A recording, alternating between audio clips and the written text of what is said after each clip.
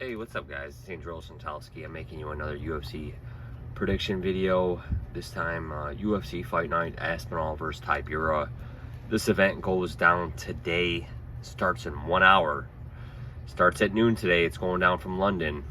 It's going down Saturday, July 22nd, 2023. Prelims start at noon. O2 Arena in London. Man, it seems like it was just yesterday. Man, Tom Aspinall headlined a year ago against Curtis Blades. Freak injury in the first round. It happens in contact sports. And here we are a year later, and this guy's headlining again, and very favorable matchup for him against a guy that's still in the top 10 of heavyweights, and Marcin Tybura, who's kind of had a career resurgence of late. But let's get into it, guys. First fight up. And I really like the prelims for a lot of fight nights, and this one's no different. Filho against Daniel Alvarez. The Spaniard, Daniel Alvarez, he's making his UFC debut, I know that. He's got a very impressive record, man. A lot of finishes here, man. A lot of first-round finishes. 34 years old, 16-5, 4-fight win streak. He's coming from, like I said, he's coming from Spain. And Filho, how can't you be impressed with this guy, man? This guy looked absolutely amazing. I mean, this guy was going for knee bars, all types of stuff, man. I think he really exposed Mokaev, in my opinion, man, and showed that this guy is very deserving of a UFC roster spot, especially in the flyweight division, man. I'd look forward to seeing this guy compete today. Both these guys is coming off a loss to Mokaev, but man, in a fight that he had Mokaev in all types of trouble, man. He kind of exposed Muhammad Mokaev, and I like Mokaev a lot, but I mean, we've kind of seen Mokaev struggle a little in some of his fights, man, and this guy gets a lot of finishes, man, and I'm going to side with Filho here, but I think both these prospects have a lot to look forward to in the men's flyweight division here, and I kind of hate to see them pitted up against each other. Next up, women's strawweight, Bruno Brasil against Shauna Bannon, and again, I mean, kind of two prospects. Bruno Brasil, these Brazilian women are tough, man, very tough. 29 years old, one fight losing streak, lost to Denise Gomes, and we've seen how good Denise Gomes looked in her last fight. No shame in that, and a couple other wins. And Bannon, like I said, she's fought in Invicta, I believe, but just hasn't been over here. So this is gonna step up. She's got the hometown crowd at her advantage here, but I'm gonna go with the UFC experience here in Bruno Brasil, and I'm gonna take Bruno to pick up the win. Chris Duncan against Yonel Ashmouz.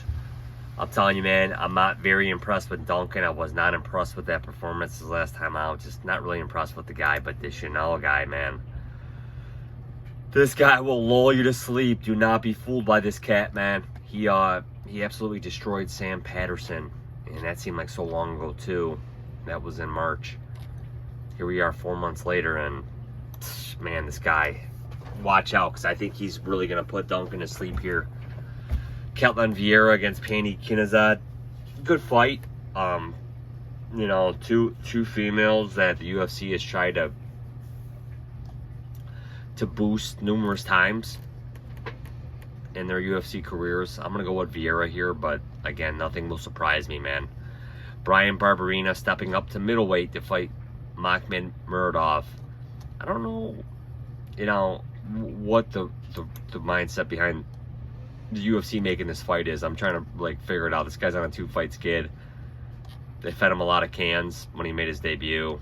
I mean,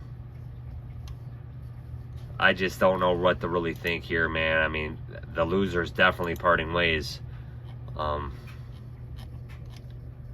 Barberena's a dog, but I mean, he's just in this for the check, man. I gotta side with Muradov here.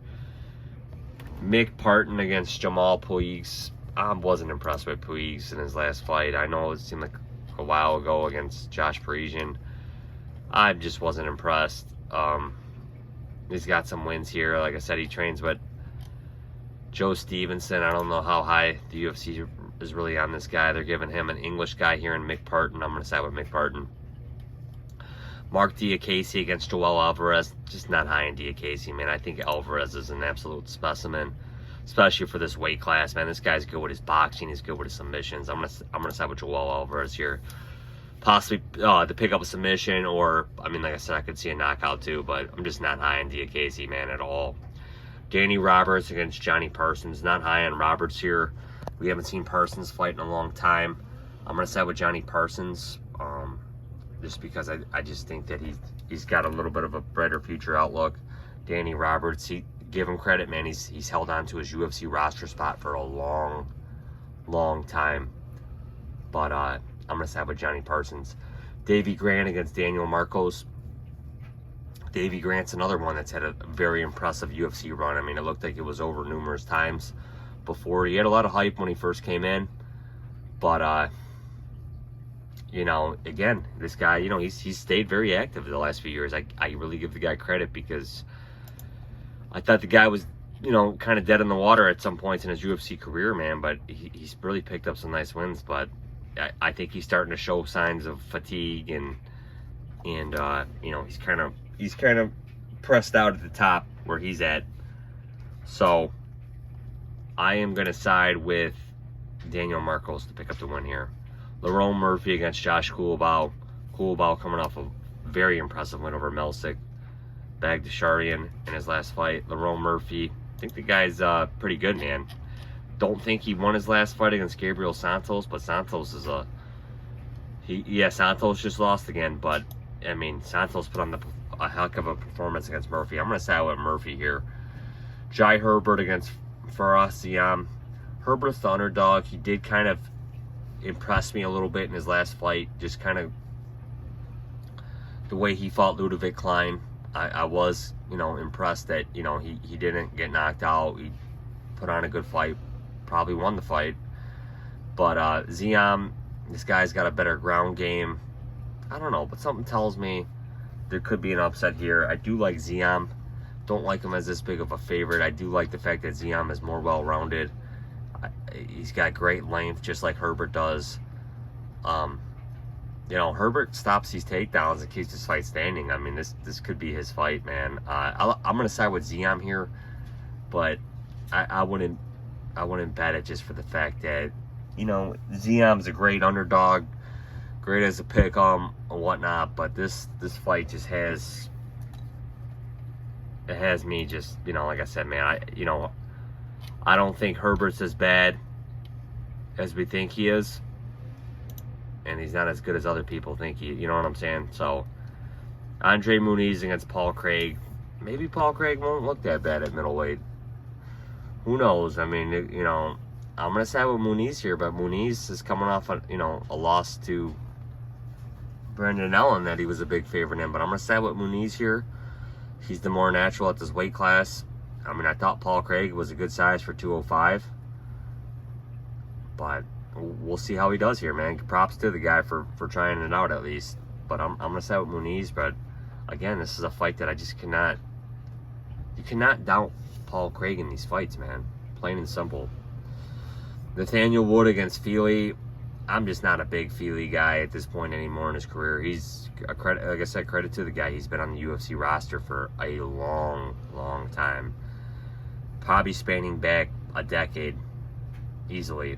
I know he was in the UFC at least in 2014. It's possible he's been in there since 2012, 2013. It's been a long time. I'm going to side with Nathaniel Wood here. Molly McCann against Storiolenko. I'm going to side with McCann. Storiolenko's cutting a lot of weight. UFC wants McCann to win. McCann is a can, but I do think McCann does pick up the win. Tom Aspinall against Tybura. Gotta side with the Englishman, Tom Aspinall here, man. He's just a more well-rounded guy, man. Tybura, you know, give him credit. He's hung in there. He's picked up some wins. Beat Ivanov, Romanov, but when the going gets tough, Tybura can't do it, man. You know, there's just an upper echelon of heavyweights, and Aspinall is there. Aspinall is up there, and like I said, I think Curtis Blades really looked good in that fight. In the short moments of exchange, Blades looked very fast, did not look scared, intimidated, and it seemed like as soon as Blades, you know, I mean, it was very short from what I remember, but like Blades looked really good against Aspinall, and Aspinall, you know, A couple punches later, man, the guy goes down with a knee issue. But I mean, I am high on this guy.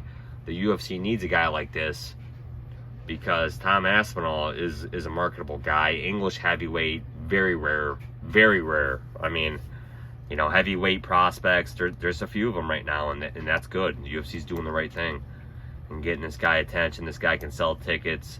He's a likable guy, man. With a sick ground game and a developing stand-up game. And not a lot of heavyweights outside of John Jones and whatnot have a sick ground game like that. Tybura's decent on the ground, but Aspinall can sub him too. So I'm going to side with Tom Aspinall by knockout or submission. So guys, my picks: Tom Aspinall, McCann, Nathaniel Wood, Andre Muniz, Ziam, Lerone Murphy, Daniel Marcos, Johnny Parsons, Joel Alvarez, Parkin, Muradov, Vieira, Ashmouz, Brasil, and Filho.